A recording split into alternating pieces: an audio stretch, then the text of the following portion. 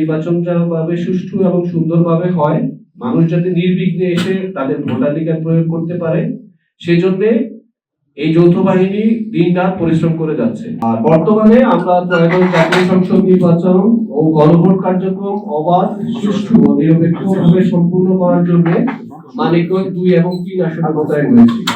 তো 2 ফেব্রুয়ারি মানে গতকালকে রাত আনুমানিক 23:30 ঘটিকার দিকে আমরা গোয়েন্দা তথ্যের ভিত্তিতে জানতে পারি যে মানিকগঞ্জ জেলার হরিরামপুর উপজেলার লেস্ট্রাগঞ্জ ব্রিজ এলাকার পাশে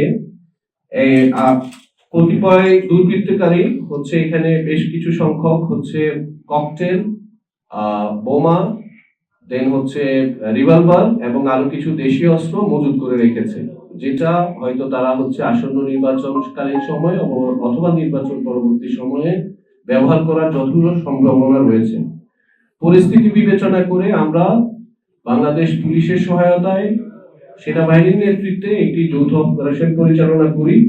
এই অপারেশনে সেনাবাহিনীর প্রায় 50 ঊর্ধ্ব সদস্য এবং বাংলাদেশ পুলিশের 21 জন চৌকস সদস্য অংশগ্রহণ করে। এক্সট্রিম মশার কয়েল প্ল্যান্ট ফাইবার দিয়ে তৈরি, ডেঙ্গু, চিকুনগুনিয়া বাহি সহ যে কোনো মশার বিরুদ্ধে দেয় এক্সট্রিম সুরক্ষা। তাৎক্ষণিকভাবে এই সাঁড়াশি অভিযানে আমরা পাকিস্তানে প্রস্তুতকৃত একটি রিভলভার, 5টি ককটেল বোমা এবং একটি বোমা যেটা ইলেকট্রিক্যালি হয়তো ডেটোনেট করা যেত, এই ধরনের একটা বোমা, দেন শার্প এজ ওয়েপন মানে ছুরি এবং আরো কিছু দেশীয় অস্ত্র আমরা পাই।